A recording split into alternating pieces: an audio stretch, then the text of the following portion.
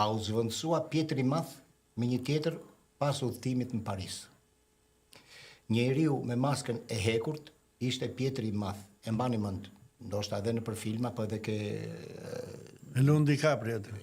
Edhe ke librat e Dumas, flitet për vllajën e mbretit, thuhet në për ato, të futur atje. Këtu trajtohet ndryshe.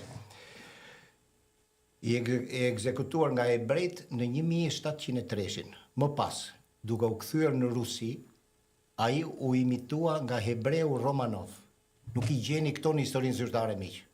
Nuk marrin përsipër që janë të vërteta. Thjesht po lexojmë një version të kësaj.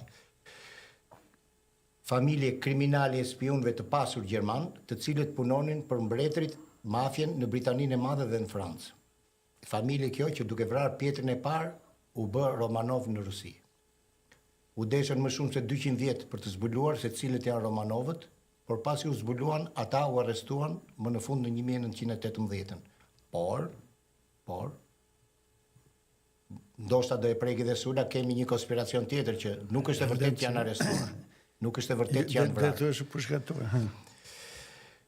Kush ishte në të vërtet njeriu me maskën e hekurt?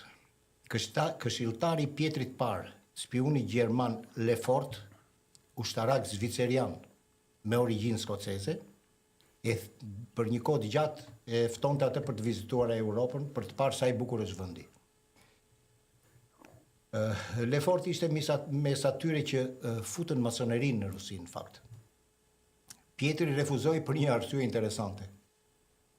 Kishte frikë nga anijet. Cari i kishte mbijetuar një mbytje i anije, kur rrezikoi të mbytej, dhe këtë vinte dhe fobia e tij ndaj detit dhe udhëtimit me të. Pas kësaj, ai shmangte lundrimin në çdo mënyrë të mundshme. Por, siç dihet, gjithsesi ai shkoi në Europë me anije. Me vete kishte rreth 300 shoqërues. Kuptohet për nivelin, për rangun e tij, të tillë ishin e shoqëruesit. E gjitha aventura duhet zgjaste 2 deri në 3 javë, por në fakt u zhdukën 2 vjet. Nuk e gjeni në histori këtë, që Pjotr i parë të ketë munguar në Rusi për 2 vjet. Nuk figuron kërkund. Kjo përkon me periudhën kur Rusia udhëhiqej nga Sofia Aleksejeva si regjente në mungesë të Pjotrit. Pjotri u kthye nga Parisi në Rusi me vetëm një shoqërues, hebreun Menshikov. Pra, iku me 300 dhe mbas 2 vjetësh erdhi vetëm me një hebre.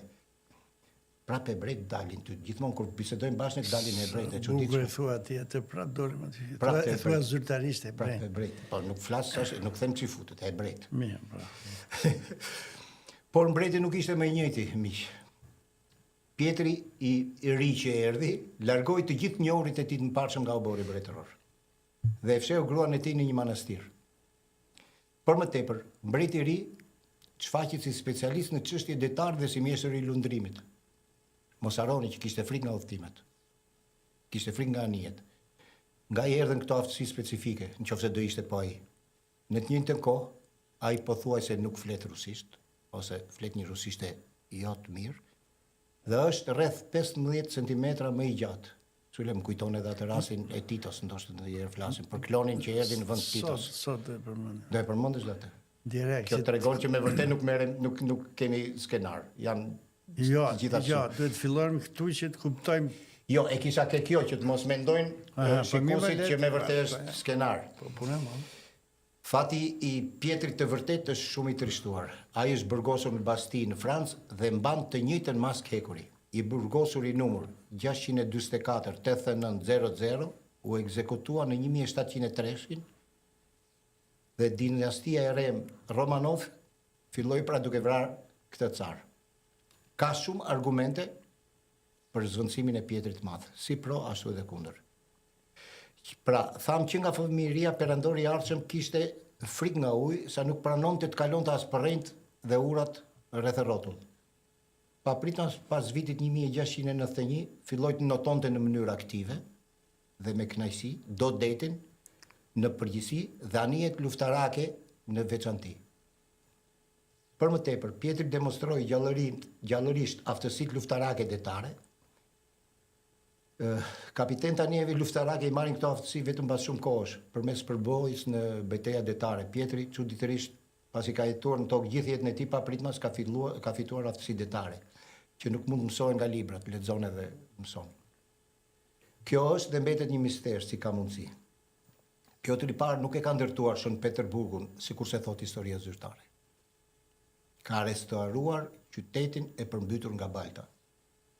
Kemi postuar jashtë mase sule në kanal për përmbytjen e baltës, kemi nxjerr foto, pambarim për objekte të ndërtuara mbi objektet e tjera në tokë. Kjo del nga hartat e kohës, raportet lokale, veprat e artistëve dhe fotot të asaj kohe. Regjia, ke një foto atje në Shën Peterburg, thjesht për të ilustruar rastin për cilin po flasim, se të tilla ka pafund. Ndoshta ja shikoni, këtu pra duket që ndërtimet janë bërë mbi ndërtesë që gjendet e mbuluar nga balta që po flasim. Ndoshta një pjesë nga ju nuk ka dëgjuar për përmbytjet e baltës, është temë tjetër dhe e gjatë për cilën nuk do merremi. Nga ana tjetër, në historinë zyrtare, e theksoj nuk figurojnë këto 2 vjet të mungesës së tij në Rusi. Shkruhet që në 1688 ka vajtur në kuartierin gjerman, që ndodhej në Rusi dhe ky, por vetëm kaq. Nuk ka më asnjë të dhënë për këto 2 vjet.